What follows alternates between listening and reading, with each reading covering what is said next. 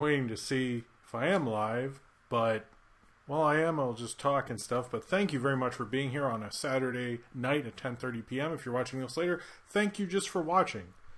That is always appreciated. It's always cool to be live. What's going on? Is it? I think my thing. Not sure if I can see myself yet. It seems like I might be able to, but I think people are. Oh, and Paleo's here. Hello, and Saber's here. Everybody, I think. Mine anyway. People are here. I'm gonna send out the tweet to tell people that I'm here. Slick Boy Jimmy, Zane Powers, Sinram, Saber Sparks, Paleo, Austin, Nathaniel Fogo, Bruce Parker, Ace the Wind Rider, Atomic Beeswax, Ryan Walters, and Dolphin Boy and Nut Boy are here. I'm here for Killa. Is that what they call you guys? That's funny. I wish. Why did you? Those are much better YouTube names. You guys should just use those. I don't understand why you're not using those.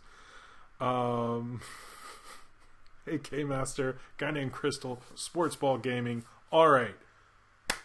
Let's switch on to the camera and get this shit fucking started. Hello. Welcome to Movie Crap Live. We are here to talk about things that are movie related. Yes. Supposedly. Jesus B, what is up? I'm so glad people are here tonight. I like spending time with you guys every Saturday. It's cool. It's chill. While I fumble around with this whole thing.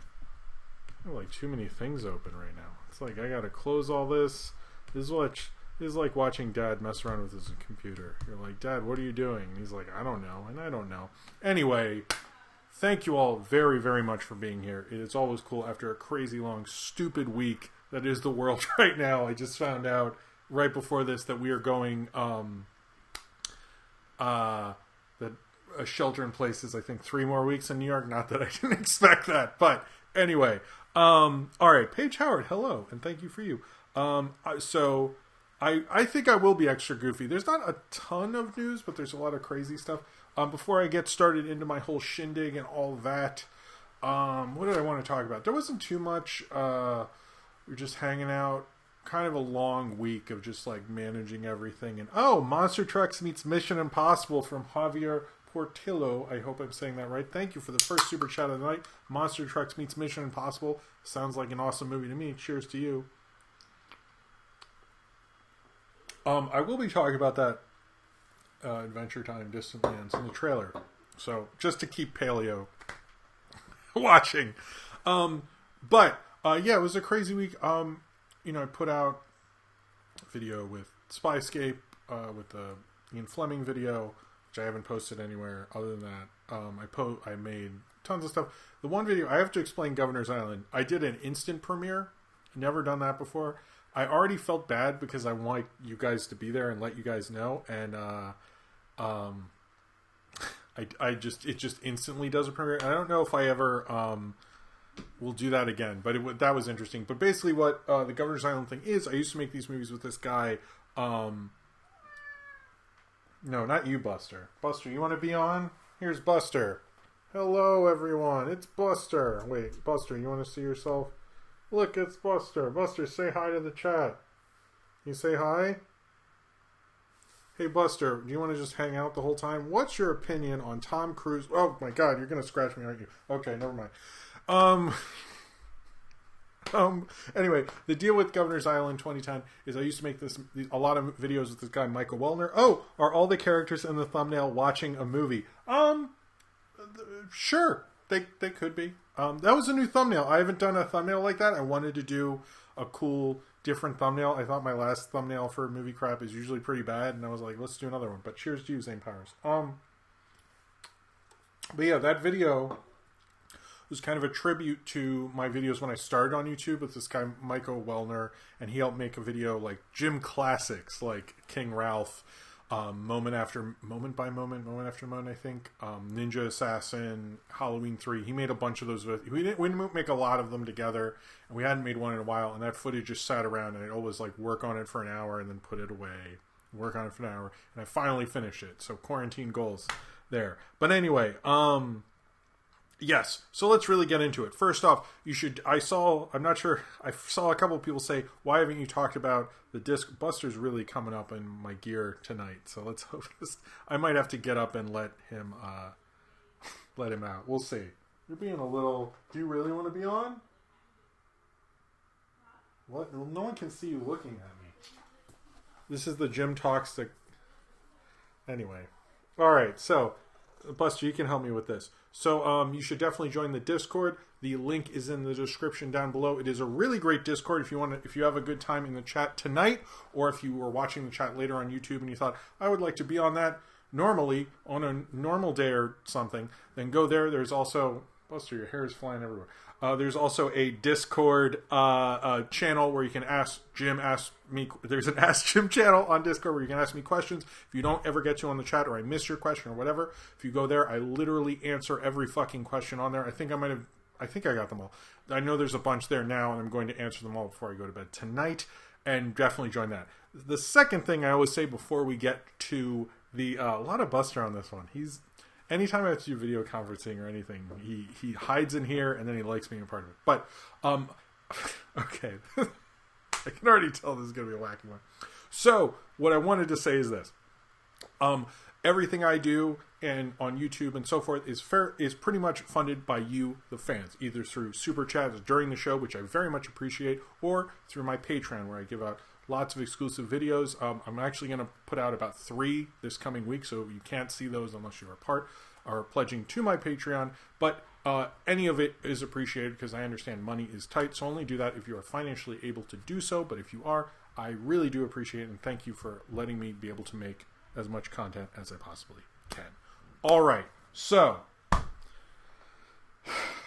this is going to be an interesting one. There's going to be 2 segments. One, I did miss a question. Oh, I think I know which question, but if it's about more theater shows going to streaming, I was going to bring that up. I was going to say I was going to answer that. So if it was like you asked me while I was answering questions, anyway, I'll try to figure out if it's not the one that you're talking about. But anyway, cheers to you, Zane Powers. What was I going to say? I was going to say a thing, and now I'm going to talk about Mickey Mouse in Vietnam, do a review of that, and do Vudu Recommendations from Corey Baker, filmmaker, who's a friend of mine, who's also from the Oh the Anthem podcast. How it's going to work, these new recommendation segments. I'm going to have another YouTuber help me out, do 5 movies they recommend on a streaming service. The video of them will be in the later video when that's cut out later, but their recommendations will be during the stream, and I will read them out, because I've watched the video already. So, yeah. Anyway, here we go, motherfuckers. Here we go. Happy Mother's Day to all the mothers out there. All right. So, Tom Cruise is going to shoot a movie in space with Elon Musk. Great time. Oh, thank you, Simon Clough. Thank you. Thank you very much. That's very nice. That's just nice. I just like that. Great content as always, Jim. Glad to be here. I am glad you're here as well.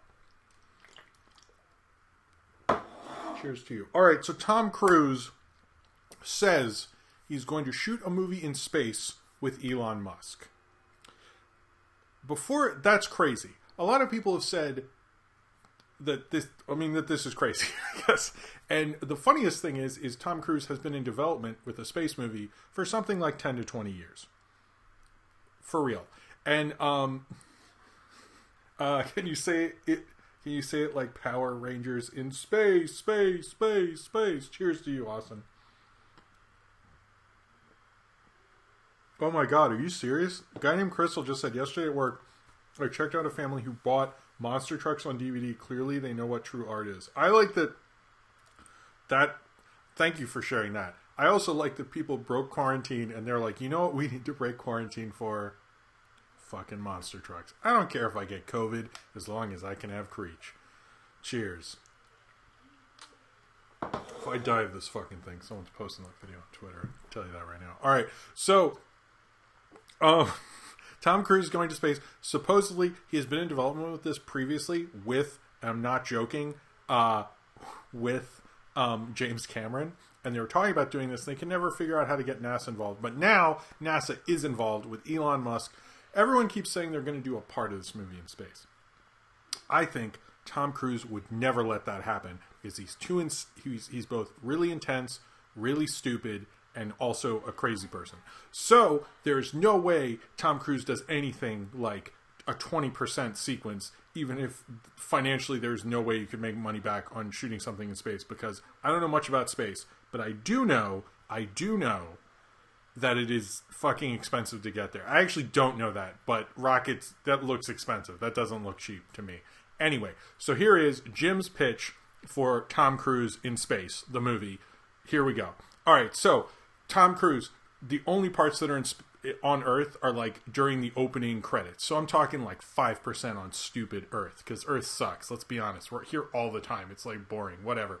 So Tom Cruise is like, man, we need to solve this mystery or something in space. Doesn't matter. Most of these plots will be filled in by Christopher McQuarrie, who I'm sure will do an amazing job and it'll be great. And he's a great screenwriter and all those things. But who cares? It doesn't matter. So Tom Cruise will be like, we need to stop MacGuffin thing because it's in space on the space station.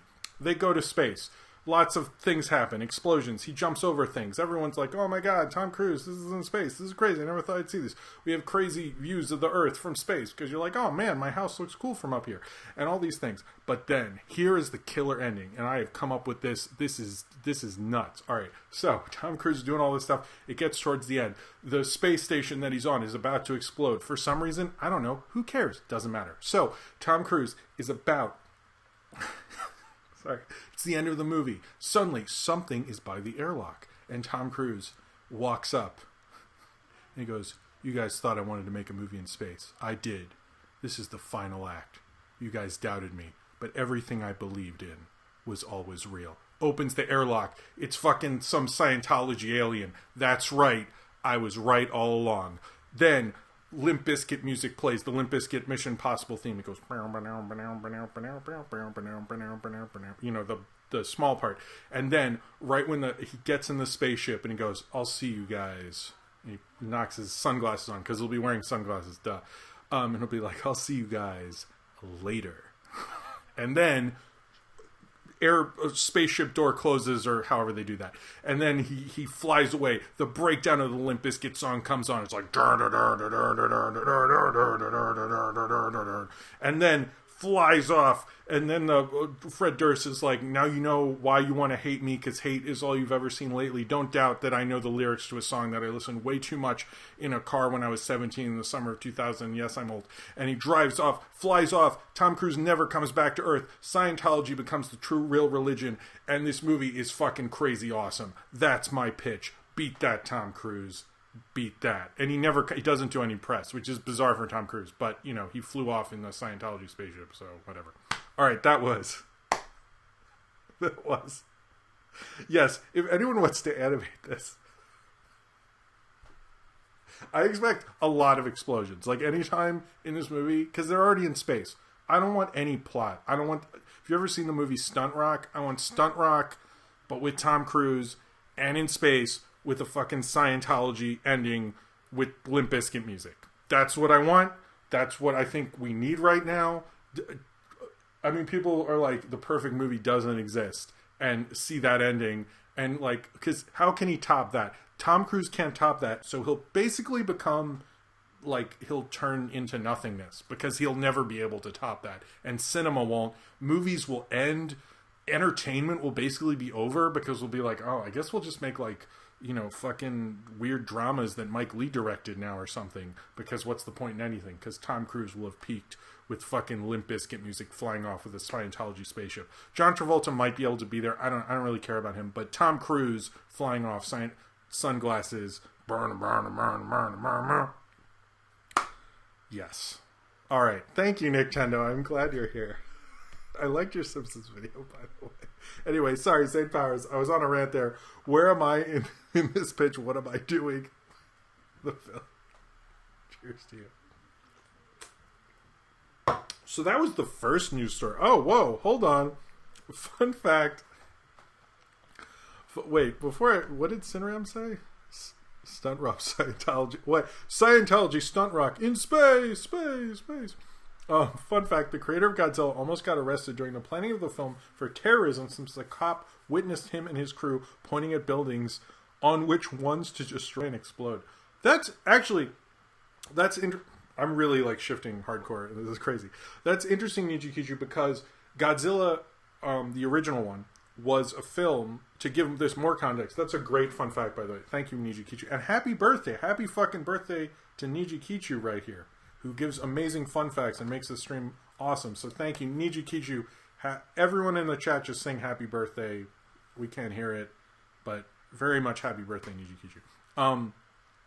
But because Gojira, which a lot of people call, or Godzilla, the original one, they were filming that as kind of a political kind of...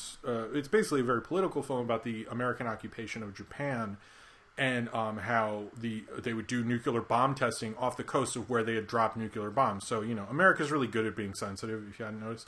And so if America was occupying Japan, or just...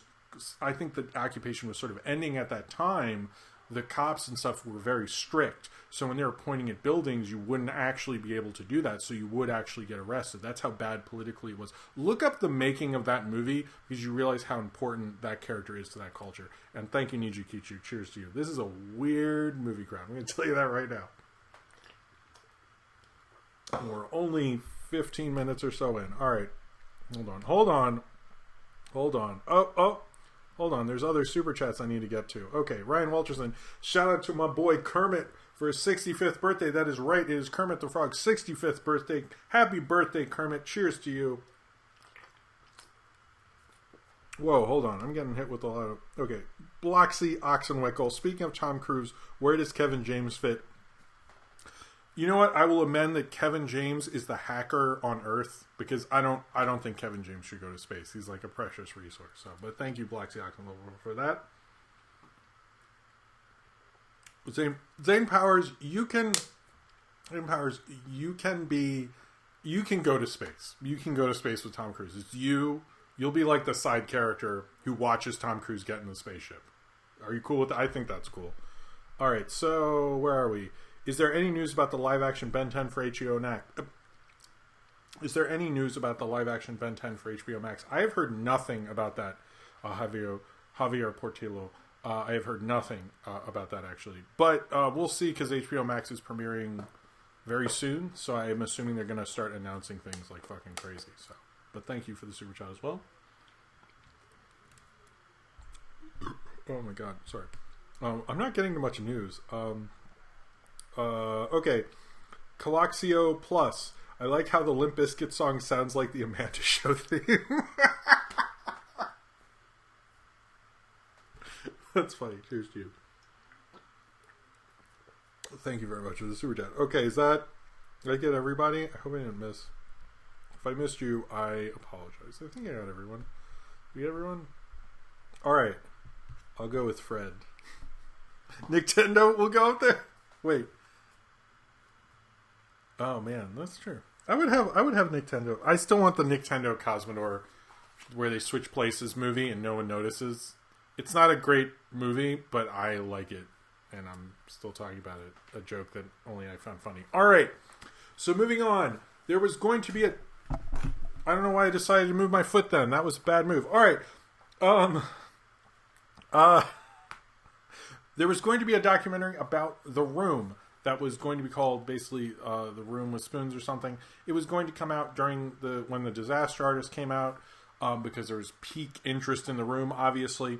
And then, unfortunately, Tommy Wiseau was not cooperating with it. The makers of the film sued him for $700,000, which I believe that I don't think a documentary would ever make that much at the box office, but maybe a streaming service would have bought them for not really cooperating and holding up the film and basically ruining the film and its chances for any success, because that was sort of the peak of The Room. I don't think The Room ever really went away. In fact, I think the Disaster Artist went away. To be honest, it's kind of funny when you think about it. Yeah, that's actually true. Mostly because James Franco turned out to be creepy. But yes, that's what's going on. It seems like they've successfully sued him. I'm sure he's going to countersue. Disney channels all over the world are shutting down because of the success of Disney Plus. This is happening in Italy, the UK, Japan, and several other countries that Ryan Walterson will probably put in the chat, because he definitely sent me this news story. However, he doesn't have to. Ryan, don't feel like you have to. I'm just saying I forgot all of them.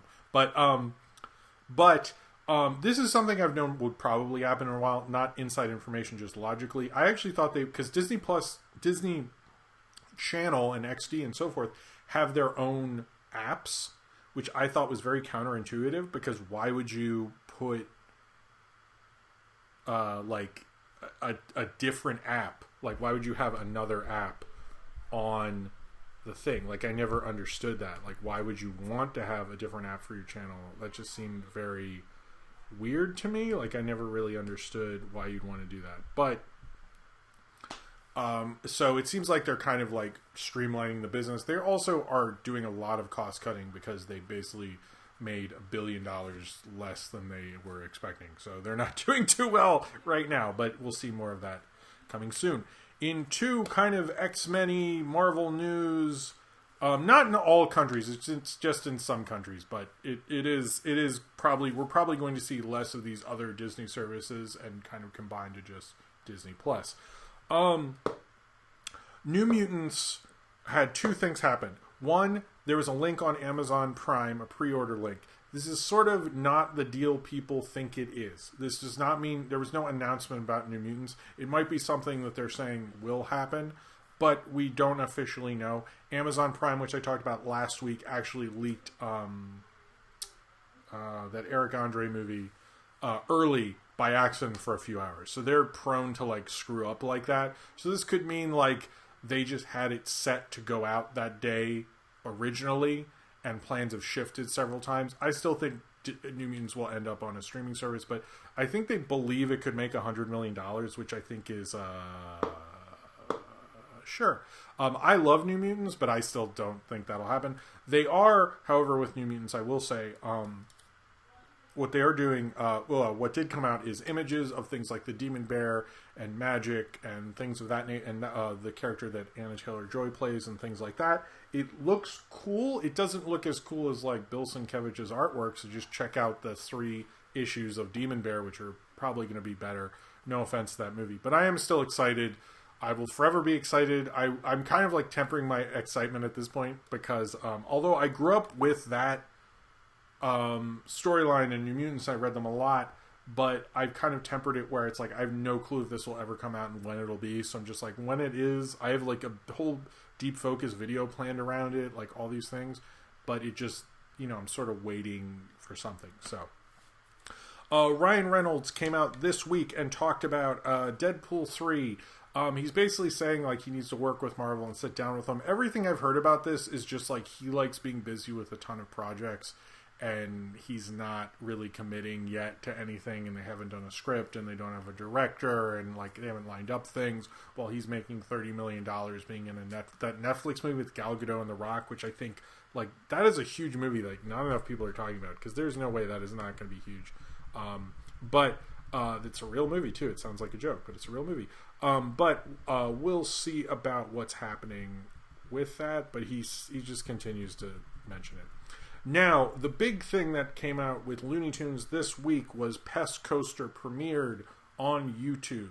This is the first of the HBO Max Looney Tunes shorts that we have seen at all. We've heard a lot of hype about the Looney Tunes shorts on HBO Max, but we've yet to see like a real short. I've heard like tons and tons of hours of content of this show, which seems bizarre because part of development is sort of knowing how people feel about your show and listening to criticism of it, and this has had none of that, so that's concerned me. However, this one I actually quite liked. I watched it with Sophie today, and so this is a little review.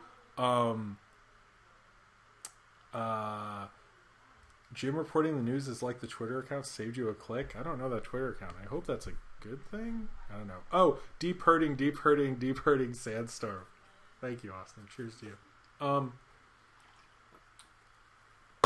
All right, so Pest Coaster.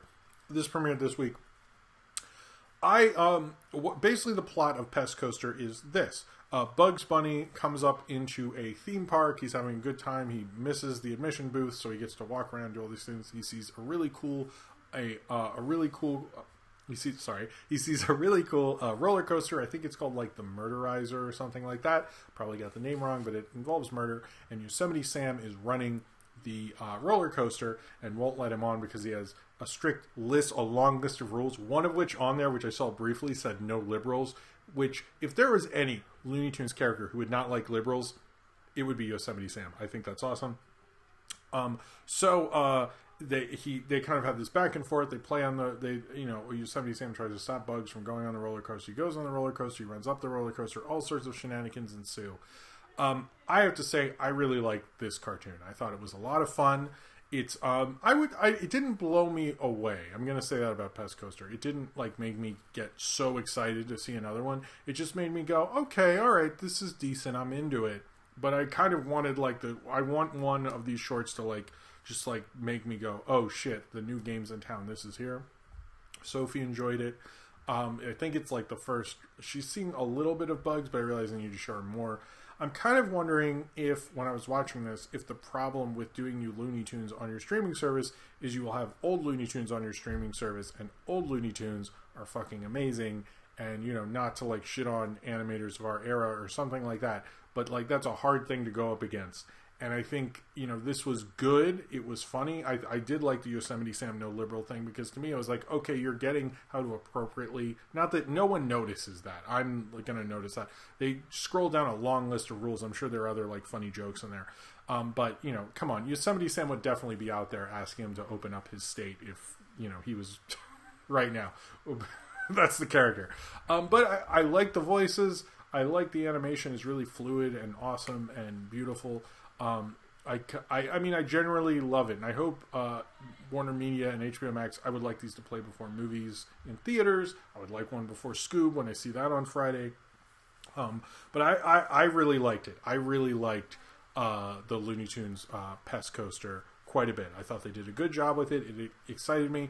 It just doesn't win me over where I'm like, holy shit, guys, we have to see the new Looney Tunes short. It just kind of it kind of met my expectations in a kind of banal sort of way. And it's fine, but I want something maybe a little more substantial from that. So I'm hoping they do that eventually. But I think I'm curious with HBO Max. I'm curious to watch them. I'm still going to watch all of them. So this kind of just kind of kept me on course, basically. But it showed me that they could make a good Looney Tunes short. If anything, they are making good Looney Tunes shorts. So maybe that was just to establish that. It wasn't to blow my fucking mind. Maybe they want me to hear that is going on HBO Max and not offer that up for free. That's probably what's going on. But it did, they made a good Looney Tunes short. Maybe I shouldn't be so dismissive of it. Maybe it's how often have we seen a good Looney Tunes short like this? It's actually been a really long time. So in that way, actually, it's probably very substantial. And you should all check out Pest Coaster. If anyone wants to post in the chat, please do that. Good night, Sinram. I will see you later. Have a good time at work. All right, so some Star Wars news. Taika Waititi is going to be directing a new Star Wars movie. We've sort of heard rumblings of this.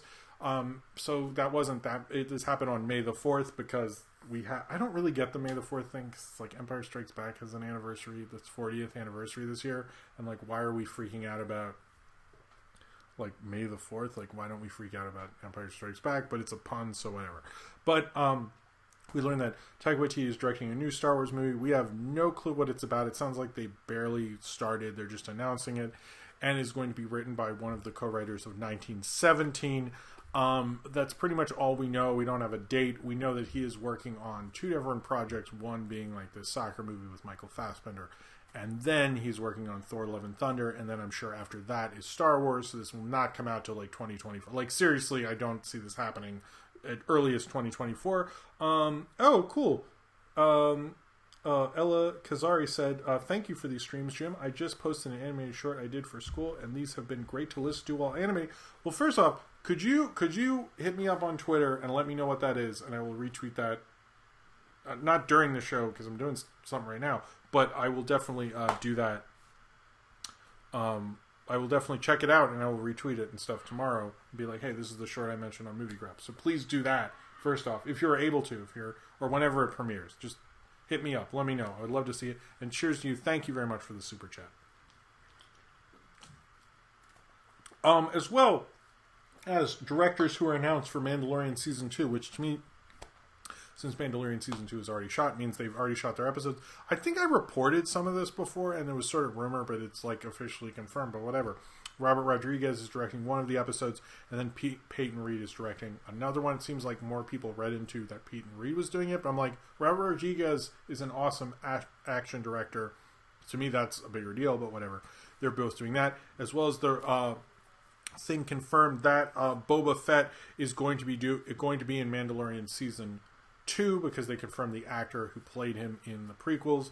To me, it's like I still don't accept his voice as Boba Fett. I'm sorry, but I think that's interesting. We'll see like what's going on. Some people say like there were noises. Someone on Twitter said the voice of him on was going on in like the background of Mandalorian, and like it was kind of hinted at. I'm like, sure, because they're both wear that armor and are bounty hunters and stuff.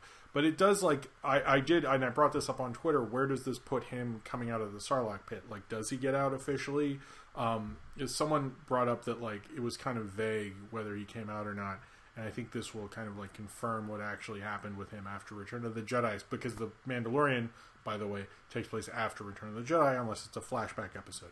But they could officially confirm, like, canonize what the fuck, did he really die, did he not, kind of bullshit in that episode. So that to me is actually kind of interesting. But I think Boba Fett, that could be cool. It seems a little obvious. I would hold off on that as long as I possibly could if I was them, but they chose not to do that. I have not seen the making of Mandalorian thing, but I was going to have that on tonight in the background while I do the time codes and stuff. So hold on, my ear itches. Okay, sorry. So there was a Josh Trank Polygon interview. Apparently they talked to him over the course of like 4 years. It's a crazy interview going into like what happened to him, how he was so sought after for a time post-Chronicle. He was like the youngest person to direct a movie that made #1 at the box office. It's actually a really good story. I suggest checking out Josh Trank's Polygon interview. Is actually really good. I quite liked it. There wasn't really anything really that big. You know, he lost Star Wars, things like that. You know, he lost his Boba. He kind of confirms it was a Boba Fett thing. A lot of things are kind of not things he can't talk about, basically, because he's NDA'd the fuck out. But it was kind of interesting, I guess. I kind of liked hearing about him, because I feel like he got so destroyed after that Fantastic Four thing. Like, jeez. All right, so moving on. My thing is not okay. There you go. So the producer Point Grey,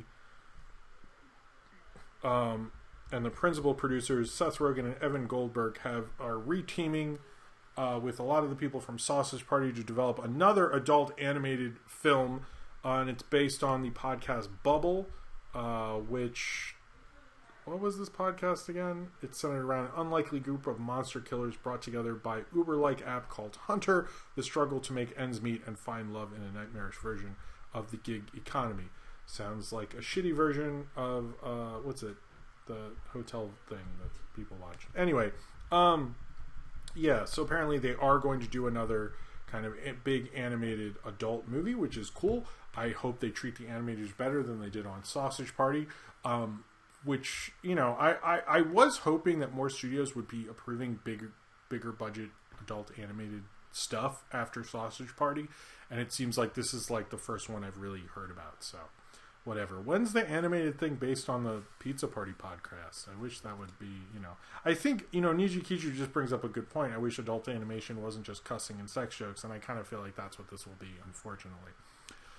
So, this was actually brought to my attention by Nintendo. So if he's still here, say hey. But, yeah, Has Been Hotel, that's what I meant. But if he's still here, so there was a Scoob, if you watch the original Scoob trailer, you saw Scooby and Shaggy in the theater, you know, talking about, like, seeing the movie and stuff, because it was a movie in theaters. It's a big deal, because Scooby-Doo has not had an animated movie in theaters, and I guess still doesn't. But since this is going on demand, they kind of changed at least the TV spot, not the trailer, to have Scooby and Shaggy do the same sequence, but they just changed the background behind them, so it makes like they're watching it at home, which is, you know, obviously kind of an interesting edit. I guess that's what they felt they needed to do. I don't, you know, I guess that's fine. It's a little lame I would have just thought they wouldn't have cut to it, but I'm curious like how much they spent on just making that look like it was at home. But maybe it's like an in-house thing, so whatever. But they did actually literally change it in a TV spot. I'm curious what's going to happen next weekend. I know Sophie and I are going to watch the Scoob movie. I know a bunch of people are, but I'm curious like how many people are going to rent it at home, so forth. A lot of people ask me, and I think this was one of the questions in the Ask Jim thing, about whether certain films are going to, more films will be going to streaming services and things like that. It seems like not as many, and especially the on-demand thing, even though like King of Staten Island did, and a lot of the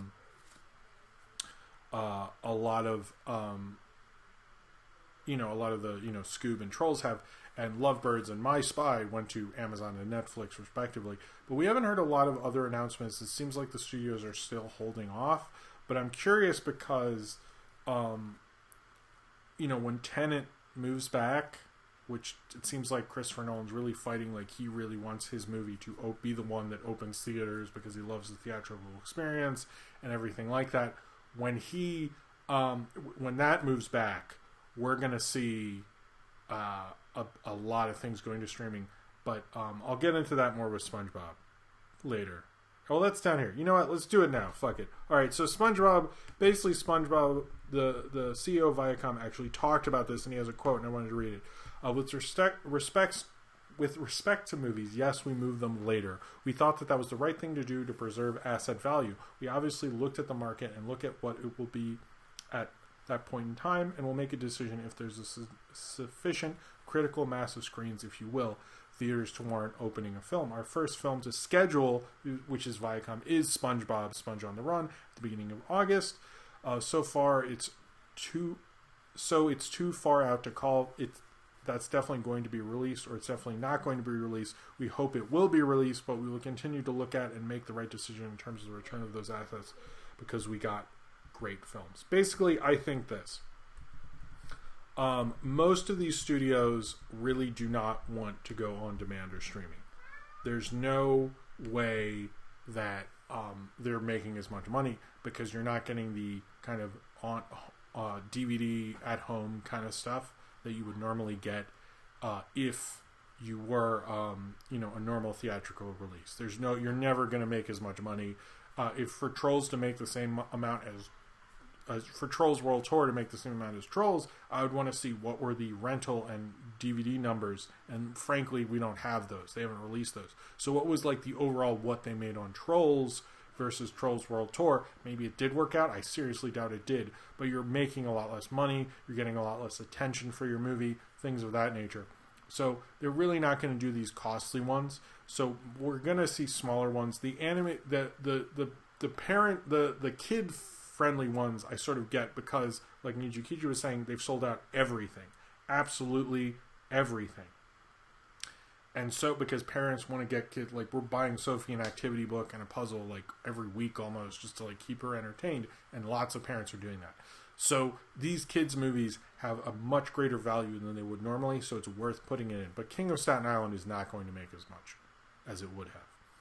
So King of Staten Island is going to be interesting. The trailer came out this week. I like the trailer. Okay, it looks like, I think the problem with Judd Apatow directing these newer comedians' films is the newer comedians should be able to make their own films, and Judd Apatow is sort of like, I don't understand, like them using him never really works out to their benefit, because like you just get a subpar Judd Apatow movie with their comedy in it. I'd much rather there was an Amy Schumer movie that was Trainwreck without him. I think would have been better. Same with Pete Davidson. My only weird thing about it is, like, in the trailer, his dad dies in by Sophia video game Novel Entertainment. She has a lot of apps. She plays the Sesame Street a lot. But thank you. Cheers to you, Zane Powers.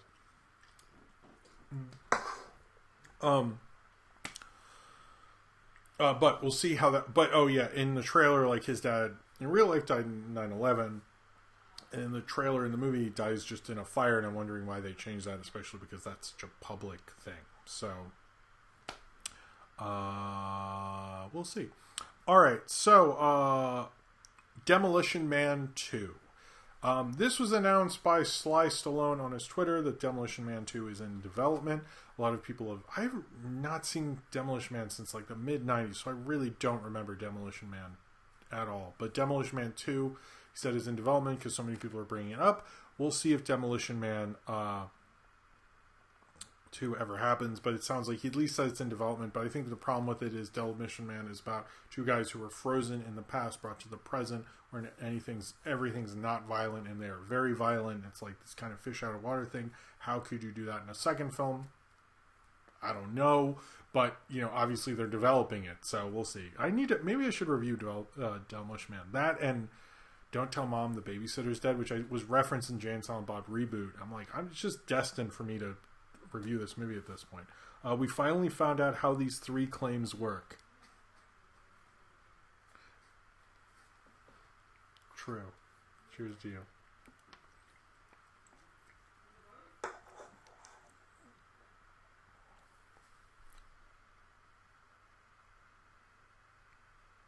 What? Eric Peralta? I think Nintendo was in the stream because I know him. Not because of all that, but that's an interesting theory. So Universal, okay guys, these are some interesting dates that came out, some interesting projects, and I hope you guys are ready for this, because these are some big name movies that Universal posted, and I hope you're ready for this, because these are some cool movie names that Universal has reserved for 2022, and I hope you're ready for them, because this is going to be a thing. As soon as it can scroll down, I should have copied and pasted it. Thanks, Deadline. Yeah, that's why. Thanks, Nintendo. All right. So these are crazy dates. All right. So here we go. They are called Knock Force Onward, Knockward. What the fuck is that? Whatever. Alright, so Universal has named dates. They named them, what did they call them? Oh man, come on. Really? Okay, they're called Universal Event Pick in every single one. When they were, you know what, I brought this up and now it's like nothing's working. And now Deadline's not loading. And now it's like, this stream sucks now. And I did that cool thing with Tom Cruise. And now, you know what, forget it. But it was funny. This is all like just Universal Event Pick, June, whatever. You know what? Fuck it. Fuck you, Universal. Thanks a lot. You guys are jerks. Alright. So anyway. Comic-Con. San Diego Comic-Con, to be specific, has said that they are going to do an at-home kind of streaming virtual con thing, which MomoCon is doing, and I may or may not be able to say the Pizza Party is doing a panel on it, and it may or may not be on a Saturday, if I am allowed to talk about it, which I'm still not sure I am. But I will say, yeah, I'm surprised San Diego finally did this. It took them a while to commit to it. They have not announced any panels or anything that's going to happen with it, just that they're doing it, but I think they're probably going to talk about that. They're probably going to announce some stuff soon. Will's here. Hey, Will. Probs missed it, but is the Tom Cruise in space thing Luna Park or something else? I don't know what that is, but I'm gonna assume maybe.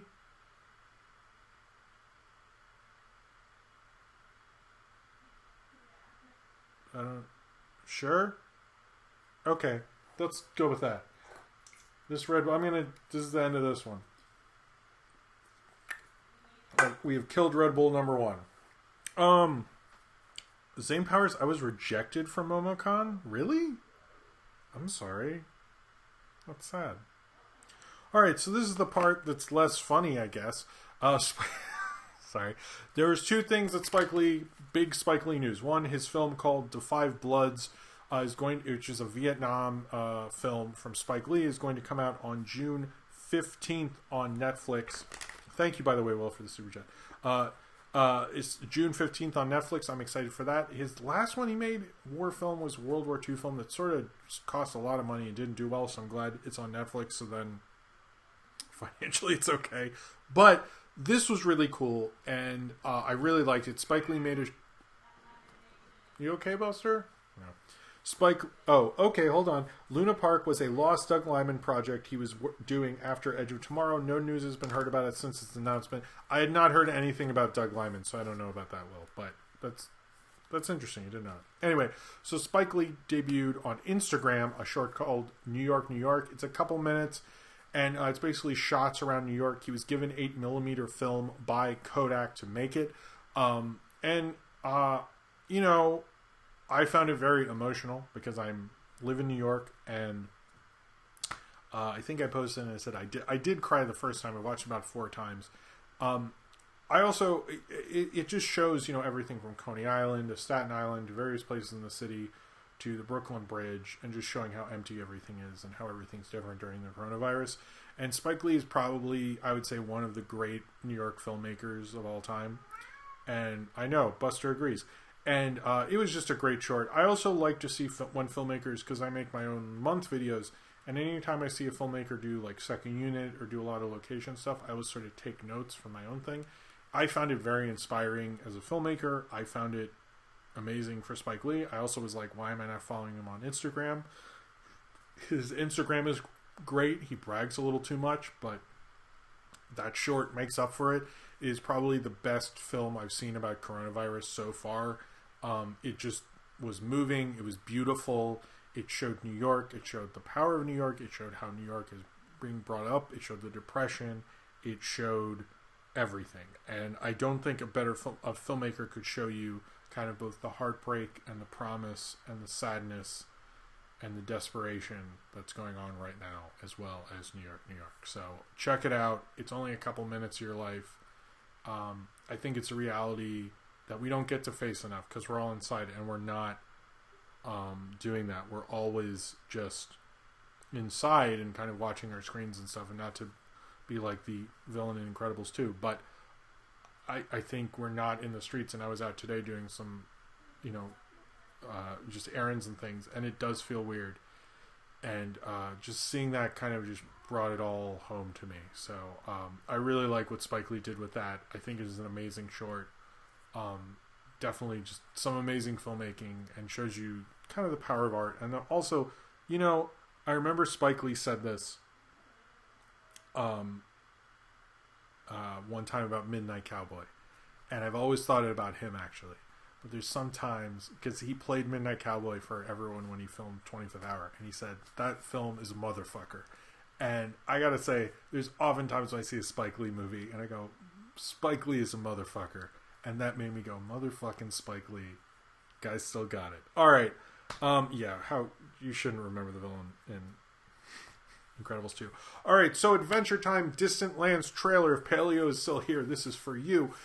This came out a couple days ago or something this week for the Adventure Time spinoff that's going to be on HBO Max. I'm getting the impression that's going to be a launch thing, but it's mainly starring BMO, it seems, which is really cool, especially why I wore my BMO shirt. Can we see that? Oh, Paleo's here. Hey, Paleo. We can see my BMO. It's Zombimo, which anytime like my parents or my in-laws are like, what's Zombimo? I go, you know BMO from Adventure Time? And they're like, I ain't seen no Adventure Time. Talk about that Game of Thrones. Anyway, so Adventure Time Distant Lands, it looked really cool. I kind of want to see more of the world of Adventure Time, because one of the things I like about Adventure Time is there's so many different characters. It's such a huge, expansive world, and I think this spinoff can definitely get into that. I almost probably wish I had asked Paleo for notes, so if he just wants to type things in the chat about how he felt about it, and I'm sure he'll talk about it on the POS podcast on Monday, which I think is this Monday, if I'm wrong. I don't know. But I think it looks... it says, yes, the first one is about BMO. The others are going to be Peppermint Butler, Finn and Jake, and Bubblegum and Marceline. Oh, that's cool. But I'm excited for this. I think it's going to be a cool show. It showed me that it's basically like going to be the kind of Adventure Time you always like. So I think it's going to be like that. I kind of feel like it'll be kind of a return to form, because I feel like it ended on such a high, even though people sort of were disregarding it, other than Paleo, who has been hardcore with it. but I think it'll be cool. Yeah, but we haven't, it's interesting. A couple of people bring up regular show and Close Enough. We haven't really heard much about, or Close Enough, and regular show and all those things. I haven't seen, we haven't seen much about that, and I'm curious when they're going to talk about that. But the rabbit character looked cool. I do like the rabbit character, but I'm curious. I want them to just keep being weird with it. I don't really just want like kind of adventure action stories. I like the weirdness of Adventure Time, but you can't really do that in the trailer. So from what I saw, it looked cool. All right, so moving on. Where are we? How far are we? I think we're farther than I thought we were. Oh, some of these things, because I talked about things already. Delete you. Oh, maybe I shouldn't have done that because I need that for later. Never mind. Edit, undo. All right. Johnny Test is coming to Netflix. This was announced basically after. Also, this is Nintendo's my news story. It's funny. I was going to bring him up a lot, so it's weird that he's here. But Johnny Test is coming to Netflix. I know the webisodes or whatever came out. So here's the thing. I'll talk. So there's 2 seasons announced and an interactive special that seems to be something that Netflix is really into right now. The Kimmy Schmidt one that I don't know if it came out or not. But I think they did it mainly to get more money for the show. They thought they could make like a bigger budget thing because Netflix is very into these interactive shows. So here's the thing about Johnny Test that I understand. I never really watched it when it was on because it was just like the show that I saw the credits of when I DVR Adventure Time, and that's what it was. And then like I saw Johnny Test when I wrote the Saber Sparks video about gender swap again because I'd seen like 1 or 2 and I was like, okay, I still don't get this. And Nintendo gave me a DVD box set of the first season or 2, which I still haven't opened or watched or anything. But like, did you guys not like this ironically? Like, I thought everyone liked this ironically until like just like a couple days ago. It occurred to me that you guys like actually like this show. Didn't know this. Anyway, Austin, thank you for the super chat. My dad worked on Johnny Test, not the new one. That's interesting. I didn't know that. Cheers to your dad and cheers to you, Austin. Johnny Test is the Paul Blart Mall Cop of cartoons.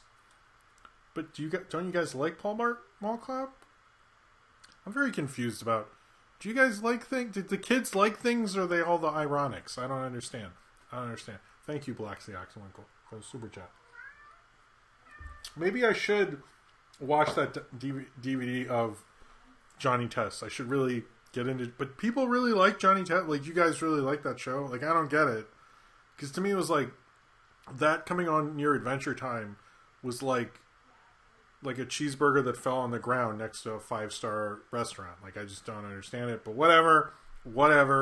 I guess you were kids. You grew up with it. Look, I watched a lot of crap too. I'm sorry. I remember when kids liked things.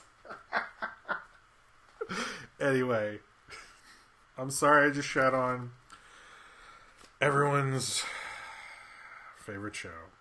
But whatever. There was like webisodes. I really shouldn't be talking about Johnny Test. People were like, talking about Johnny Test. I was like, there's new seasons or whatever. I don't know these things. I will watch the interactive special. I like the interactive, like the Black Mirror thing or whatever, Bandersnatch. I'm into that. I actually want to do a thing on the history of interactive cinema at some point. I'm actually like, literally, I bought a DVD to work on that this week. So watch. It'll come out as soon as my Evangelion review and the Midnight Gospel. Actually, I want to work on Midnight Gospel this week. Anyway, sorry Nintendo if I totally offended you and everything you stand for. All right, so Disney is not going to announce start dates for their productions right now because there's like this thing called the coronavirus. Look it up. Next up, National Treasure TV series is in development at Disney Plus because someone at Disney Plus went, oh shit, we don't really actually have that much content. We just have stuff for like kids who are stuck at home all the time. It's not like we can make a lot of money off that right now. Or like Jim's daughter who keeps watching Cinderella all week. She went through a weird Finding Nemo phase. We had to watch a lot of Finding Dory. whatever. But yes, they're doing a national treasure series at Disney Plus. Jerry Bruckheimer has announced. I see. It's like, will Nick Cage come back or not? Oh, hold on. Saber Sparks is here. Hey Jim, question for you. You're in an action fight scene in a movie. What song would you play in the background during the fight scene? All right, so cheers to you, Saber. That's very nice of you. Saber's awesome. Thank you very much, sir. All right, so I guess I'm offended now. I just saw that. That's funny, Nintendo. All right, so now my first answer would be something that was in a Knock Force, which was when we were doing action things, and it'd be that song from the Star Trek episode where like da, da, da, da, da, da, da, da, da. Like that would be my first one.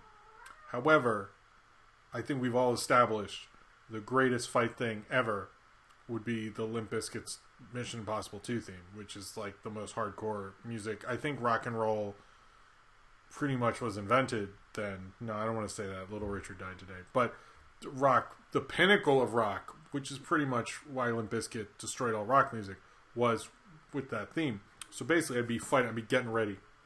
I'd be getting my dukes up. We get, it'd be like that part in the Raid 2 where they're just like getting in formation and you laugh because it's funny, but like they could hit you in the face a lot of times. And then you'd be like, let's punch some people. And then like right when the breakdown is like, where it's like, and then it'd go, right that, I'd like punch this guy, I'd be like, pow, pow. And then I would get the ever living fuck beaten out of me right then because there is no way I would win because I am big and stuff, but I don't know what I'm doing with anything. So I would lose. It would be sad. I would be crying. There would be blood and teeth everywhere. I'd probably pee myself. It would be sad and pathetic. Saber is like, why did I spend $25 on this? But it would be disturbing how badly I would get beaten by this other person. Unless they are weaker than me, which if I was the star, then I guess they would be. In that case, I would win. Limp Bizkit would play. I would leave smoking a cigar. They'd be like, fuck yeah, bro. Or something. I don't know. Anyway, that's what I would do in this action. Jim hides his power level. Speaking of things you aren't sure about, have you seen Kevin James' YouTube short Out of Touch? It's a thing? Is that a thing? He has a... How long is it, Bloxy Axon Winkle? I wish I had seen it. I would have reviewed it on here. Maybe I should do a live react or something. Maybe. I don't know. Anyway, thank you very much, Bloxy Axel. Cheers to you. I'll save you, Jim. I'm a black belt in Taekwondo. Are you? I didn't know that, St. Powers. But thank you. And so Ryan, ships rolling.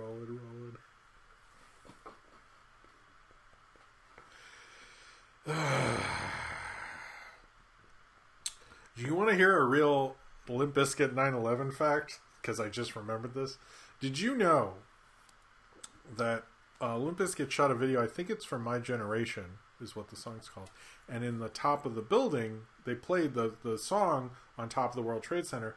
And the World Trade Center people were writing a letter to Limp Bizkit because they won a Video Music Award for that song. But they couldn't finish it because 9/11. Alright, anyway, that's a true fact. Tannerland said they come in by the Butthole Surfers from the MI soundtrack for my actions. Damn it, Tannerland, you out Mission Impossible 2 soundtracked me. I should just end the stream now. Holy shit. I can't believe you did that, Tannerlands. I don't really know. It's like how am I supposed to remember anything that's not I Disappear and the Mission Impossible song by Limp Bizkit and Buster? Sorry, he had a track. I forgot his rap songs from the 90s on the Mission Impossible 2 soundtrack. Sorry. Okay, cheers to you. This is a wacky stream as usual. Oh, made it. Did your birthday pass or coming? We'll send gift. Sorry. That's not funny, but I'm just laughing right now. No, my birthday's later in August, but thank you, Ransamfo. Thank you, Tanner Litz. Thank you, Saber. Thank you, everyone. I feel sorry for you, Jim. I feel sorry for me, too. All right. So, this is a thing that's a real thing. Apparently, people think that Sundance started the coronavirus because people get sick when you do go to conventions and stuff, and a lot of people had the Sundance flu, and it was really bad this time. I know, Buster, that's crazy, right? Buster, you want to be on the stream? It's less than 2 minutes long. Bloxy Oxenwinkle, let's put that shit in the chat and do it. And cheers to you for making me do a Kevin James short. Cheers to you. I like Blitz. He just said, "What is going on?" I think that too. But yes, I'll talk about this. So people really do think, and there was like a real Hollywood Reporter articles about how people had really bad Sundance, because people do get sick if they go to conventions. If you're fucking pussies, I mean, you get like con drop, which is another kind of sickness, but I don't get fucking sick because I got good immunities. Not really, but people got really sick at the Sundance Festival this year, and people are saying it was the early version of the coronavirus, and that's what happened. There is no confirmation of this from any person who's a scientist or who can confirm things at all, other than a lot of people saying that, we did get really sick. So maybe, but I honestly just think it's a lot of people making shit up.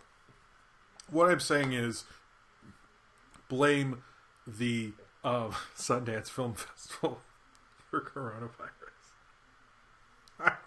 I don't know what the point of that was. Like, why do people... I hate when... I've noticed people are like, no, I had it like a month ago. Like, what is so cool about that? Why would you want to say you had it early? Like, so you helped spread it, motherfucker? Like, you came to work. Like, I hate you. Like, why did you do... Like, I don't get, like, what people think they're... It's not like you, like, saw a movie early. I don't get that. Anyway, Ransan Film says Kevin James or Kevin Smith. You know they make Kevin James jokes in Jay and Silent Bob the Reboot. Not a good movie. If you saw my review. Cheers to you. This is... I notice this stream right now, it's like I can be very on point, and then I'm like, here's my 9/11 story about Limp Bizkit. Anyway, cheers to you. This is what we call peak comedy. Wait, did someone post the Kevin James shirt? Bloxy Oxenwinkle. Post that in there. Someone, please. I will do a live react. I'm almost coming to the end of the news stories, and then we'll do... I do kind of have to pee. I don't know why you guys need to know that. All right, so apparently some people have named their newborn babies. I have heard about the newborn babies thing, Ryan. I have heard that. All right, so apparently, I don't know if this happened yet, but they're going to do a community virtual table read thing. Everyone's coming back except for Chevy. I noticed. Okay, so here's how the story on Community has changed. They're like, the whole cast is back, including Donald Glover, and then in small bylines like, but not Chevy Chase. So just like, we're not bringing him back, but everyone else who's not Chevy Chase matters. So like, clearly Donald Glover, no one thought he would come back. It was like, of course he's gonna come back. Everyone's fucking bored. They all still hate Chevy Chase. Like, how could you not hate Chevy Chase? He sucks. Didn't he call, like, I think he called Robert, did he call Cary Grant or Robert Mitchum a homo? And then he said, no, I said homeowner. What a piece of shit. Anyway, alright. So apparently, according to the Russo brothers, their Hercules live-action remake won't be a literal adaptation. It will be different and not suck somehow. So cool. So is it not going to have songs? How is this different from all the other Hercules and live-action movies we've seen? I don't understand. Anyway. Alright. Where are we? So apparently there's a Scoob dance on TikTok. It's reached 2 billion views. I don't know what that is because I only see TikTok videos when they're reposted on Twitter or Facebook or something like that. Anyway, Ransan Film said, had steak dinner post B-Day, came to support you. Thank Ransan Film, and thank you for being here. You didn't have to rush, but I want to thank you very much for being here. Sorry. Anyway, thank you very much. And happy birthday to you. I know you had a birthday this week as well. Alright, so apparently they're going to do a Pirates of the Caribbean spinoff. They're talking about Karen Gillan doing it because when you're Disney, you can be like, we can get here, right? And they're like, right, we have money. Oh no, there's this coronavirus thing. And people are saying it could be like this one certain pirate. Buster, do you want to talk about it? My cat's here. Buster's here. Oh, what? Oh, he doesn't like Pirates of the Caribbean. See, I shouldn't have... I'm sorry, he hates Pirates of the Caribbean. It's like after the first one, they're all garbage. But anyway, they're talking about doing a different thing with it and not involving Johnny Depp. Whatever. Who cares? I'd be into this. I feel like they could be cool adventure films, but they always like fuck it up. So I don't like. I've heard 3 is better, and I need to actually sit down and watch 3 and give it another shot. I really hated 2. I didn't like 4. I didn't see 5, although I bought a bootleg of it on the street.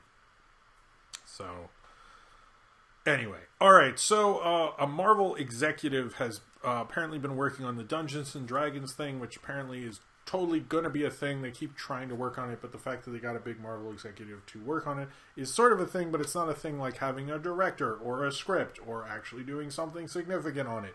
But a Marvel executive is there, so that's cool. You're right. I wasn't saying, Ryan, I wasn't saying she was officially confirmed. I'm just saying Disney was the executive. That's the rumor. You're right to have said that. Kevin James has an active YouTube account. Can I do a collab with him? I'd be down. I feel like he would not be down. Alright, so 2 things, and then I will go to the bathroom. Hopefully Niji Kichu will post in the chat this thing I'm supposed to live react to. But MST3K Live, the live thing they did where they basically did riff on a Mystery Science Theater episode. It was good. I thought about doing a review of it. I didn't really have much to say. I liked the female host. It seemed like it took them a while to get into it, frankly. Like the first beginning of it, they were sort of just watching the episode. They weren't reacting as much. And I didn't really love that. It was sort of thrown together quickly, and they sort of admit that. They just sort of came up with this idea. So it very much felt like the early KTMA episodes to me, even though they were reacting to an early season episode of Mystery Science Theater.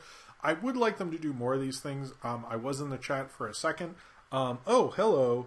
Uriel, not Diego, but Delgo Charles said, if the situation called for it, would you have the movie connected, delayed, or put on streaming on demand?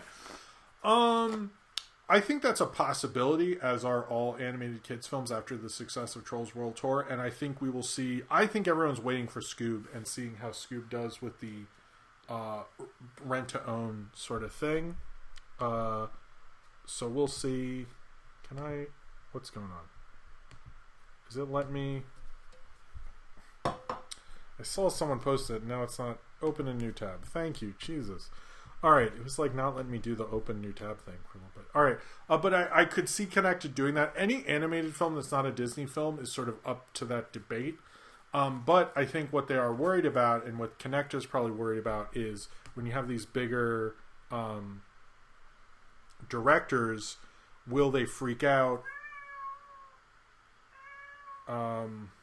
What's going on right now?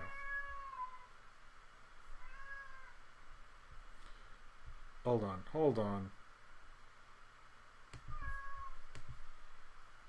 Will they freak out if that happens? Oh, they just both became cool. Okay. Will they freak out if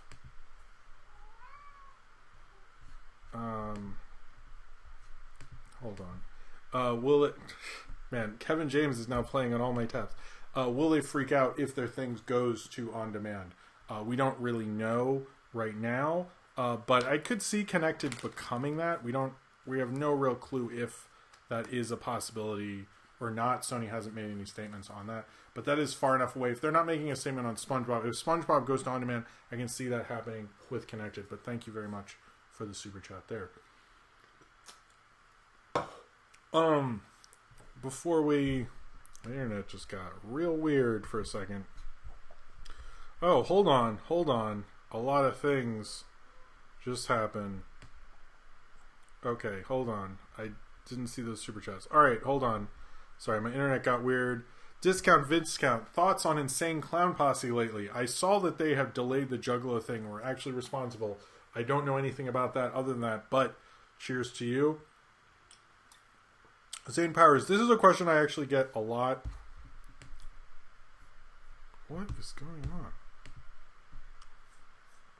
Why am I... this is getting weird. Okay, hold on. Well, I need to take a break soon. It seems like I might need to reload something. I don't know what's going on. Alright, Blue Sky does count as Disney. Disney's been very vocal about that. They want to keep Blue Sky in the family fold, and anytime they've been questioned about it, they always like put a top executive in charge of it, things of that nature. So I would consider Blue Sky Disney. They seem to be continuing to do so. Cool. Thank you, Internet. All right. So this is the last kind of news story. If there's super chats, give me a moment. Oh, here we go. All right. So now we're okay. All right. It was being very weird for a second there. Did I get all the super chats? URL, these two. Thank you, everyone, very much. Cheers to everybody. It was not looking good there for a second. All right, we're back. So this one was brought to me by Ryan, who definitely deserves a shout out for this. And Ryan's great and treats me wonderfully, and thank you. Before I get to Blue Sky bought by Disney, Moran Sam Film says, do you like ICP? Saw them live twice, got fuegoed. No, I don't really like them. No, sorry. I actually bought their one album that got banned, and then I heard it and I wasn't into it in the 90s. But cheers to you, Moran Sam Film. Yes, Blue Sky was owned by Fox. Fox was bought by Disney. Disney has 3 animation studios now. Disney Animation, Pixar, and Blue Sky. And that's what's going on with them. I hurt your feelings? Did I really? I'm sorry. I didn't mean to. How did I hurt your feelings? I'm confused. How did I hurt your feelings? I don't know. Anyway, this is from Ryan. He said that the D23 magazine is confirming that the Muppets Now will be on Disney Plus this summer, and they'll even have an interview with Kermit and Piggy. That's cool. And they also confirmed that the show Earth to Ned from the Henson Company will be out this summer too. Anyway. Oh, shout out to Austin for running the Discord. There you go. All right, so now that everything's sort of normal, I'm going to... all right, so we're going to do a live react to Kevin James' Out of Touch when I get back. Let me just... because I really do have to pee very badly. And then we will watch this. I'm not sure... Is it really number... Oh, 32 trending. I thought it was number 2. 32 sounds like a thing for Kevin James. Sorry, Kevin James. All right, so I'm going to... What? Why are you canceling me? Don't cancel me. I'm still... What? Anyway, I'm going to do Out of Touch live react, Mickey Mouse in Vietnam review, and then the Vudu recommendations with help from Corey Baker, filmmaker. I will be doing that right when I get back. I'm going to just take a break, go to the bathroom, and then we will resume. So I will see you then. All right, cool. Take care of yourself while I'm back. Oh no! Oh no! Why did I move my arm Let's put this back. Good. You can see me in the background. That would stink if you couldn't see me. Haha. All right. Anyway, I will return shortly. Oh, speaking of birthdays, what was the best gift you got? I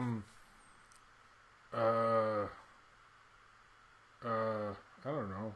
I got some cool CDs. I've got my Jaws shark. That was cool. Can't think of... Those are good ones. Anyway, cheers to you, Ransom Film. Before I go, not all trying to be a nag, Jim, but have you brought up the release date of Amazon's Boys in the Wood on August 7th, 2020? I have not, but now I have. You're okay. You're okay, Will. You're okay. But anyway, I wasn't as curious about that as you were, so maybe that's why. I think it just got lost in the mix there, so I'm sorry about that. But anyway, well, thank you again for the super chat. Cheers to you, and I will be right back. All right, cheers.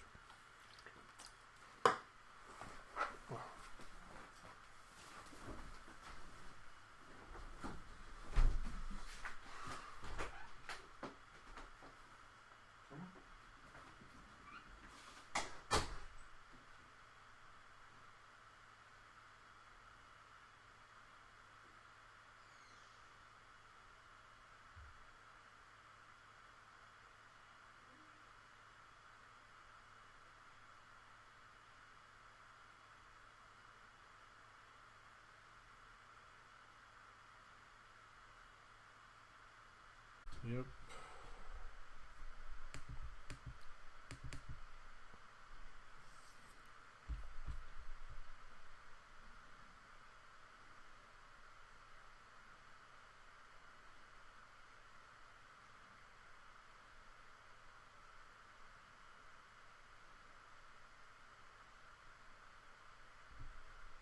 Oh, I see me now. I hope.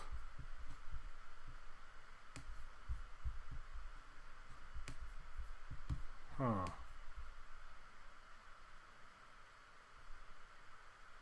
Huh. Am I here? Oh, I'm back. Alright, sorry. Okay, so I think when I posted that Kevin James thing, or when I was gonna do it, it got weird, so let's not do the Kevin James thing.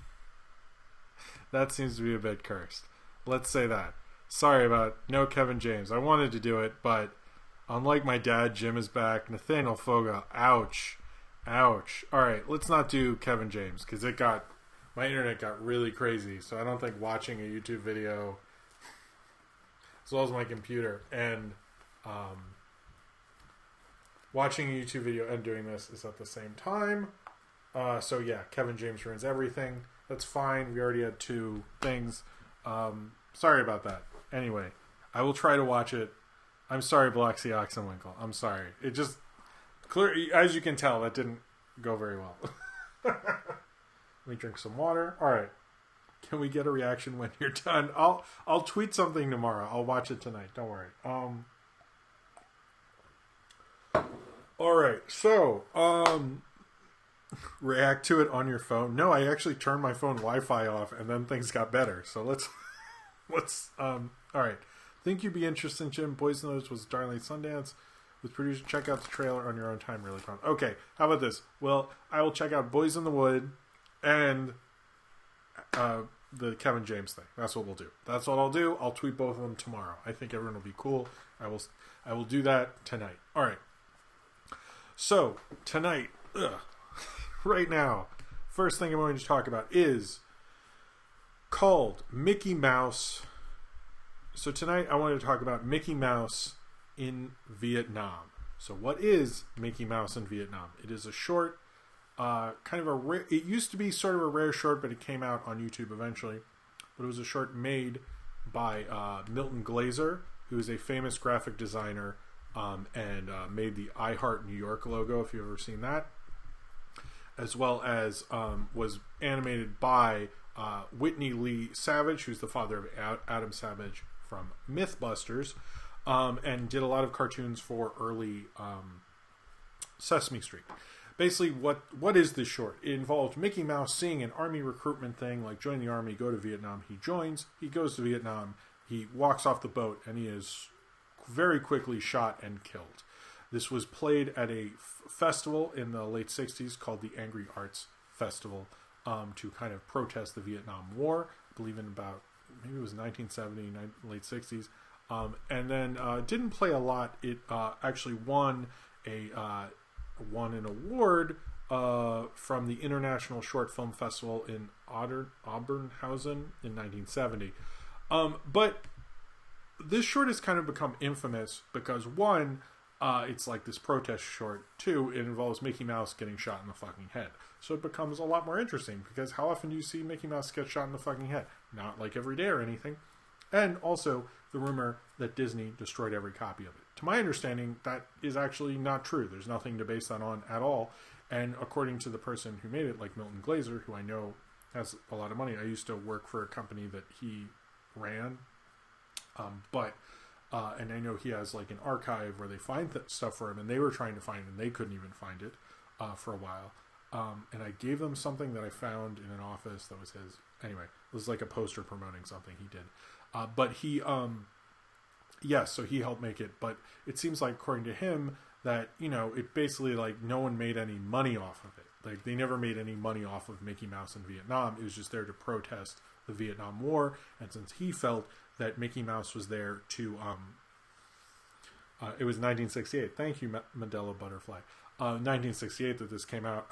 What about Mickey's sex tape? Was that real? To my understanding, I don't know what you're talking about, but I'm assuming not. But thank you for the super chat, Zane Powers.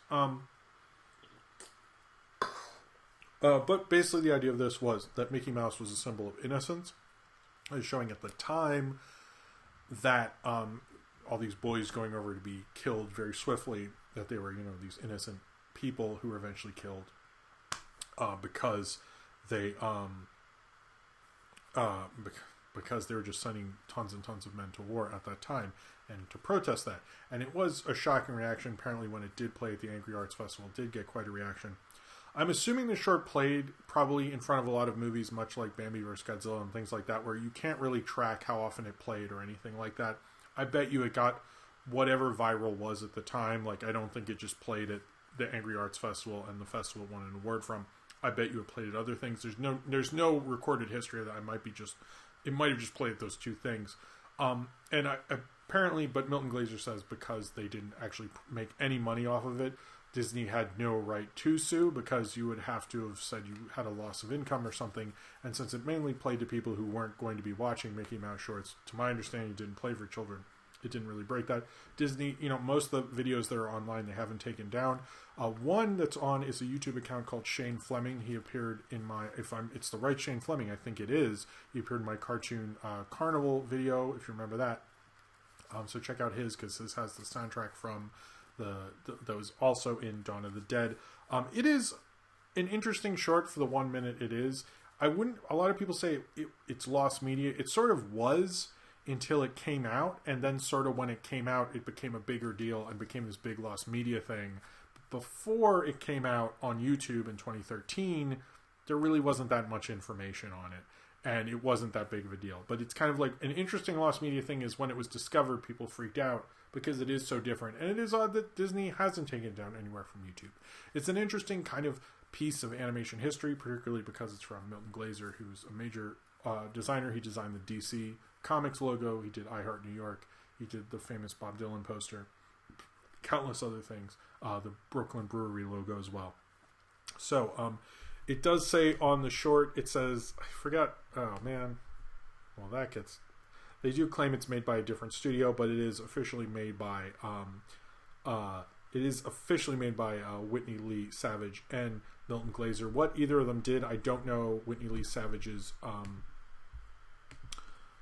work, so I don't know if it's like his other animated shorts or anything like that, but it's just sort of interesting to show you kind of the simple sort of animation they made at the time. And I think much like Bambi meets Godzilla, it's sort of like a simple premise. It shocks you, it gets out of there, you can tell your friends, like, I saw this, Mickey Mouse in Vietnam, and he goes to Vietnam. There's actually a short like this, and it's a conversation starter, but it's literally, that's sort of like all it is. And I think whereas Bambi meets Godzilla is just a simple gag, very well executed, I think this is more to show a protest message and to protest the Vietnam War in animation, but it does it so effectively.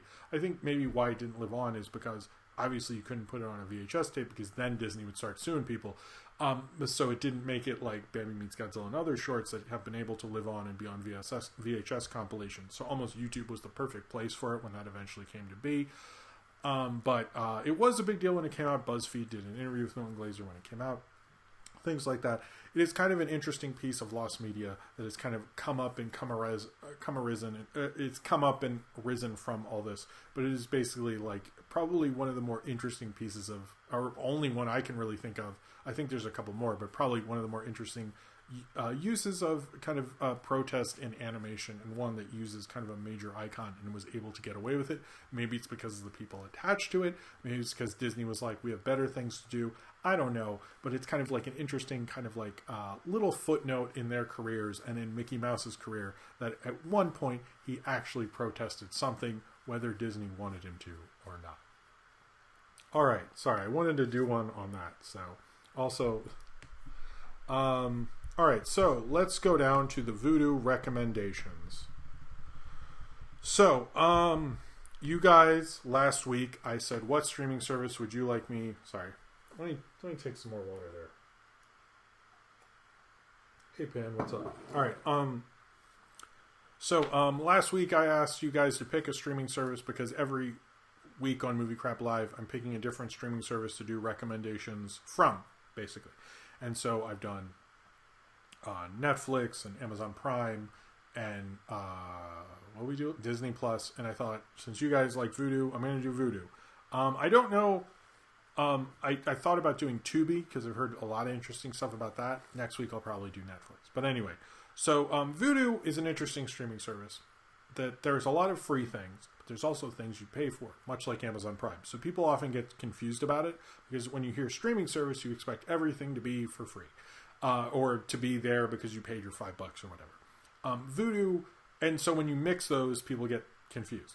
But basically, it works like Amazon Prime, where you have films that are traditionally on demand that you pay $5 for, and it has free stuff with ads. So if you're hurting right now and can't afford Netflix, this is maybe not the greatest alternative, but it has stuff for you to watch, basically. This recommendation list was helped by Corey Baker, filmmaker, who, when you see this as a segment later, will have a video of him at the end. But at the end of this segment, I will just read off his and remember what he thought of them, but that will be cut out later. And I want to very much thank him for doing that. Please check out his YouTube channel, which I am going to... I'll just put his main website because I realize I don't have that on me right now, but this is his website, and I post it there. That's who he is. All right, are we getting Quibi recommendations? Probably not. Oh, also, I do want to do a Quibi Reno 911 episodes review, but they're not all out yet. When they're all out, I'm going to do that. But anyway, so here are my Vudu recommendations. They have all 3 of the original live-action Teenage Mutant Ninja Turtle movies, as well as TMNT. If you have not seen those or want to see them again, even Ninja Turtles 3, you can watch them all on Vudu. They have Romy and Michelle's High School Reunion, which is a favorite comedy of mine, which I recommend. Follow That Bird, which I did a review of with Sophie. That was actually the first movie I ever saw in theaters. I really like Follow That Bird. I think it's incredibly underrated. They also have a very early M. Night Shyamalan movie that everyone forgets about before he did scary movies. He did this like coming-of-age film called Wide Awake with Rosie O'Donnell. I remember liking it in the 90s. I don't know how well it holds up, but imagine seeing an M. Night Shyamalan movie that doesn't have a twist. Maybe it has a twist, I don't even remember, but isn't like The Sixth Sense or anything. Wide Awake is there. They have Kon-Tiki, which is, I don't remember if it won the Best Foreign Film Oscar, but it's like sort of an Icelandic adventure film, and those guys eventually did, I think they directed the 5th Pirates of the Caribbean movie, but it was kind of, it's like a really good adventure film, actually. What's going on with us? I'm confused. Anyway, Little Children, which is a great drama starring Kate Winslet. It's actually why Jackie Earle Haley had his comeback. That's really good as well. In the Mouth of Madness is a wonderful John Carpenter movie. It's probably like the last really good John Carpenter film. It's very I don't know, it kind of gets into the idea of an apocalypse, and everyone sees this like book or movie based on the Stephen King person, they'll all go mad, while as other people, when horror got severely criticized, like Wes Craven, would like talk about the tropes and things like that, and like kind of go along with the criticism. Carpenter decided to be like, yeah, but what if horror films actually do make you crazy, and made a whole movie about that. It's really cool. Stars Sam Neill, right after, by the way, seriously, right after Jurassic Park. And then a really great John le Carre film, A Most Wanted Man, the last film with Philip Seymour Hoffman as a lead, really great drama. Train to Busan is there, if you've ever seen Train to Busan. Jay and Silent Bob Strike Back, since I just did Reboot, I'm just going to mention it's there. If you want to see that, it's probably much better than Jay and Silent Bob Reboot.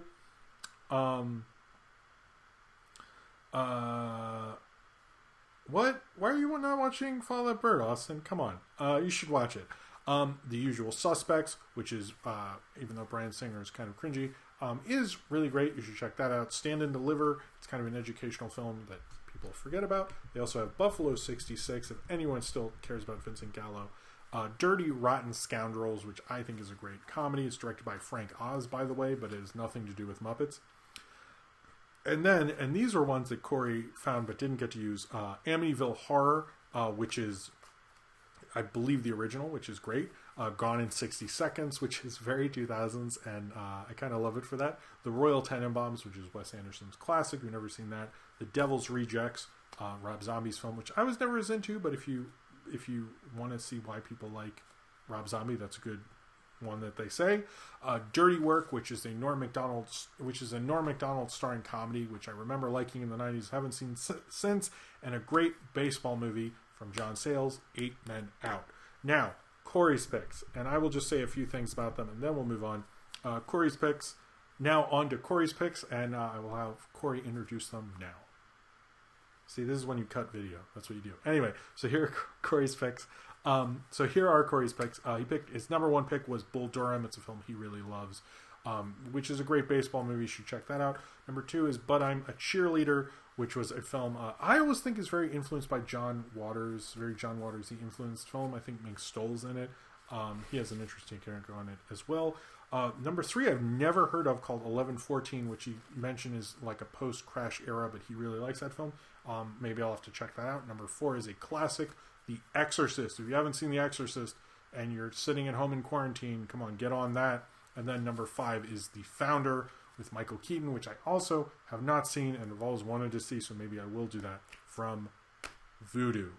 Anyway, thank you very much, Corey and Corey Baker, filmmaker. Please check out his YouTube, which will be linked below in the description.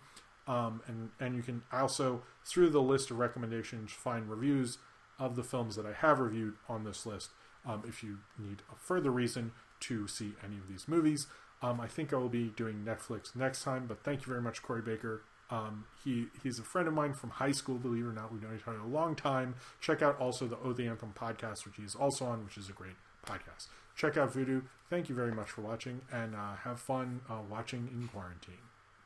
All right, so I'm going to do some Patreon questions. I'm going to do, let's say, a few minutes of questions, and then we're all going to go to bed, most likely. All right, from Scott Green, or Sinram. Did you know that whenever you're logged into your account on YouTube, every video you like is automatically added to a liked playlist? And that if you remove a video from that playlist, you take away the like from that video. I found this out when I removed one of your videos. What the from the playlist, and then I noticed that the number of likes on your videos was reduced. For that, I apologized. Wow, Sinram. Wow. I don't know how to react to that, guys. I don't. You should subscribe to Sinram, because I'm gonna unsubscribe right now. No, it's fine. That's funny. Death Metal Techno Joe, which is definitely one of my favorite usernames ever, said, "Hey Jim, what do you think of this Scooby-Doo Mystery Incorporated series? I love it. I actually kind of got Sophie into it, even though it's more for teenagers. I really like that show. We've been sort of rewatching it, and I still think it holds up very well. So I love that show." Male Tears, and I think you know where this is going. "Hey Jim, can you think of any song from the Party Monsters soundtrack that you enjoyed? Do you remember enjoying the soundtrack at all? I do not remember the soundtrack of Party Monster. I'm just going to say I like that one song, and it was pretty cool, I guess." All right. Now let's move on to the chat questions, and then we'll get out of here. I hope. Maybe. At some point. Let's see. All right. So, Rand Sam Film asks, most influential animators in your opinion? I would say Tex Avery, Chuck Jones, Works, people like that. Major Mekazawa, thoughts on Patrick McGowan's miniseries The Prisoner, 1967 to 68? If you've seen it, I have seen it. My dad made me watch it in the 90s. I really like it. It's been a while since I have watched it, and I hope I wouldn't mind watching it again. It was a really good series. Nathaniel Fogo, what does J-Dog do nowadays? I don't know. I haven't really talked to him. I think he's just living in his apartment, kind of just making SoundCloud raps at this point. Bruce Parker, is there any direct-to-DVD Disney movies that should have been in theaters but weren't? Artemis Fowl? No, I can't think of any, to be honest with you. So, I've heard people, I can't. Maybe G.I. Joe the movie, but that's not Disney. I can't think. I've heard people say they like those, but I've never really liked any of them, so I can't really say. Oh wait, where are we? Oh, I think I lost my thread here. Okay. Hold on. Question.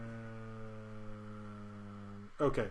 Question, Cornbread. I recently rented episode 9, so I wanted to ask, do you think the Emperor being the main villain could work like it was a setup in TF and The Force Awakens, or would it still be relying on the OG characters too much? I think the Emperor being the villain was a bad move. I think it was really lame. I think it should have all been connected to the characters in there. I really didn't like that. I wanted it to be more about Kylo Ren and that arc, unless the Emperor thing. There's so many problems with that movie, but the Emperor thing I just thought was sort of a lame fan service thing. I didn't like that at all. Thoughts on the Murder Hornets from Zane Powers. I want to avoid them because that scares me. Ryan Walterson, are you the Keymaster? No. Austin asks, you were expecting maybe the Addams Family. I was. That's interesting. What's your favorite Kevin James short from Bloxy Oxenwinkle. I think it's the one I was going to watch. I don't know. We'll see. Best and worst Kevin Smith film. Best, I'd say Clerks. Worst, Clerks 2. Ace Winrider, what movie is the most calming to you? Like you feel relaxed after watching? That's a good question, Ace. Should have saved that for Flicks Friday. I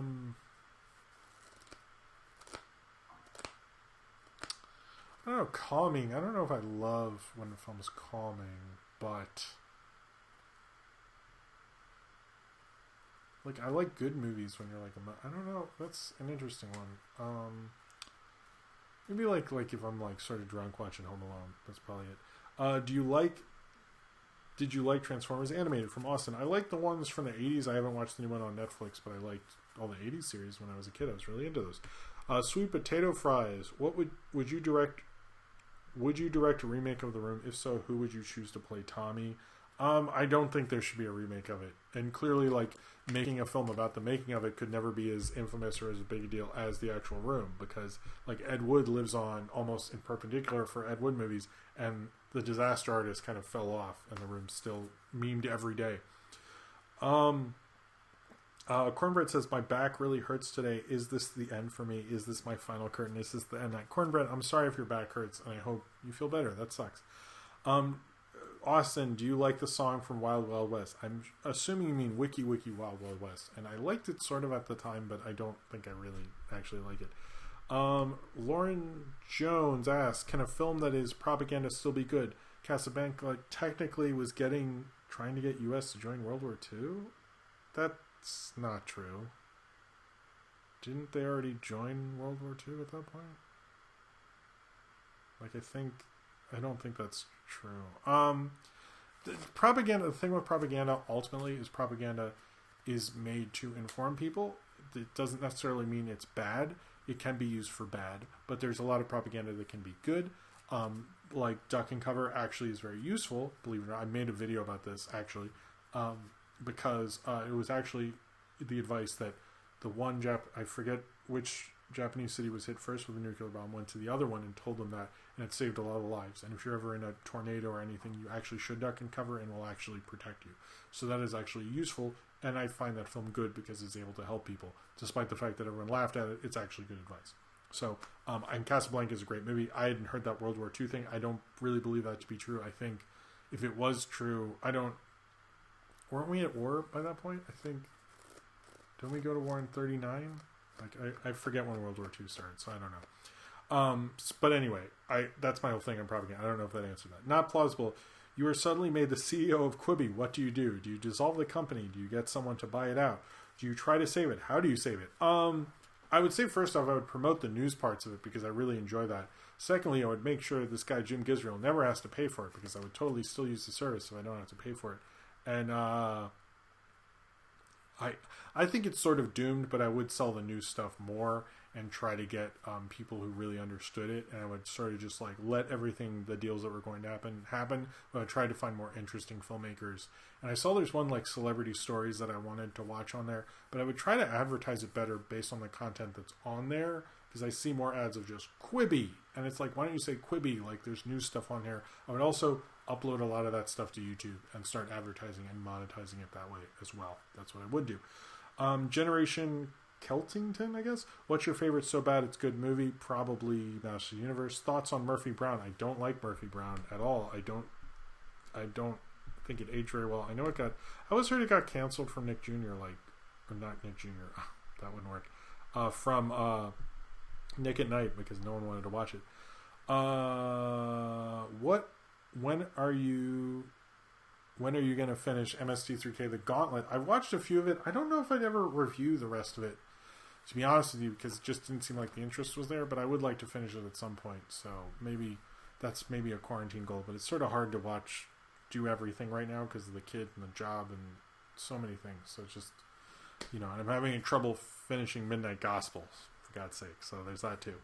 Jordan Salafalo, how close should an adaptation be to its source material when it is okay to just let it be the film on its own merits instead of depending on how close it is to the source? I don't think you have to be, but I think sometimes if you make moves, I think it really depends on what it is. It really does. I don't think you have to be. I think you should focus on making a good movie, but I think sometimes you can go either way with it. There's not really a band-aid fix for all this stuff. There's not a universal answer for it, and there never will be. And a lot of people think there is, but there isn't. There can be Sin City. There can also be Jaws. There can also be things that barely use like the James Bond movies. Some of those you get great movies from, and if they did the book, it would have sucked. Some of the times you get a great movie that's not like the book at all, and then you can do a better adaptation later. It's really case-and-case dependent on that. So I don't think there is a really good thing. Who can it be knocking at my door? I don't know. Probably someone weird. Favorite oatmeal? Whatever one I'm eating, I guess. Does it look like a bitch? Nice, Ryan. Zane Powers, when I'm saving you with my Taekwondo skills, what music would you play for me?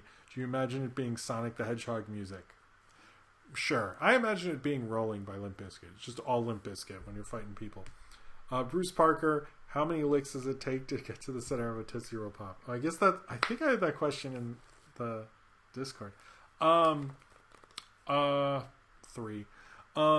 Can all your streams be this silly, please? I think at this point they are, because this is how I get sort of loose at the end of quarantine nonsense. Eric Peralta, what's your favorite Adventure Time character? How you feel about Marceline and Bubblegum? Are that they are together in the Distant Lands on HBO Max? I like the Marceline Princess Bubblegum arc. I don't know if I have a favorite. I like BMO. I like Finn and Jake. I like a lot of the people. I like Peppermint Butler. I don't know if I have like a favorite. I sort of just like the whole world. So, and I hope they're together again. I like that. I like them as a couple. I don't know if I'll watch the JJ Valid Fairy Tales ACBCDD Films Inc. I'm not sure. Tell us the story of when you were a kid in the 50s. Right now, Zane Powers. I played with this stick. It was cool. Are you smarter than a 5th grader? Probably not. From Ryan. Cornbread, how is the interview between Jim Stard and the Vinyl Spider-Man going? Or Jim's... I think it's going good. I wonder. That's curious. Dead or no deal? Oh, dark. Austin, that's dark. Question, thoughts on the fact that my dad doesn't like the movie Up, citing the first 10 minutes. What? Your dad's dumb. What the fuck? I feel like you make me say mean things about your dad a lot. I don't know. Is this real life? Is this just fantasy? Thank you, Ryan. Question, can you end the show singing Limp Bizkit MI2 theme? Maybe. Nah, I don't know. We'll see. Snakes. Yes, from Bruce Parker? I don't know. Are you a fan of Neil Curtis? I don't know who that is, not plausible, so I'm guessing no. Did Pendleton Ward have any involvement with Knockforth? I asked because of the GoldenEye quickie I saw. No, that's a different... That's someone else. He wasn't involved. I know he liked it, but he wasn't involved. That would have been cool. I didn't know him, so I've never met him, so I don't know. So sorry about that, Nathaniel Fogel. Zane Powers, how do you feel about people who idolize characters like Rick, Joker, Walter White? I mean, I think they're weird, and they should learn to understand the context of those characters and what you're telling with that story. Question from M. Blood T. Did you see Netflix The Eddie by Damien Chazelle? I'm liking it so far, particularly the ones directed by him. I haven't seen any of it, and I actually haven't seen much promotion for it, so I don't know. Did it come out? I guess it did. What's the better Daredevil, the movie or the show? I've barely seen the show, but I'd see the show. Cornbread, how do you feel about the common mistake of people mixing up Goomba from the Super Mario Brothers movie and King Koopa Bowser in the Super Mario Brothers movie? I'm indifferent because that movie's awful. Is that it? Question, what's the deal with airline food? It's just gross. Why do birds suddenly appear? Was anime a mistake? No, it wasn't. I do remember Laserdisc, but it wasn't good. Neil Brennan, yes or no? Okay. Oh, famous musician who got popular on oh, okay. Alright, so everyone wants me... I guess I did it all for the Nookie. I don't know. Anyway, I think that's it. Lots of stuff came out this week. The Governor's Island 2010 video, which I'm far too proud of. The Princess review segment. The Quick and the Dead review, which is a Patreon movie review vote winner, and then Jay and Silent Bob reboot reviews. Check all those out. They're pretty good videos. Question, VHS best? Maybe. Anyway, that's it. That's the end of the show. Thank you all for being here. Thank you, Saber, Nick Tendo, Paleo Steno, anyone else who is here. Thunderbirds, maybe. Good night to you all. I hope you all have a good night and a good Saturday night. And I hope to see you all next week. And I guess we'll be rolling. Until next time. Peace out. And subscribe if you would like to. If this works. It will then. Let's see. Bye. Bye? Yes? Okay.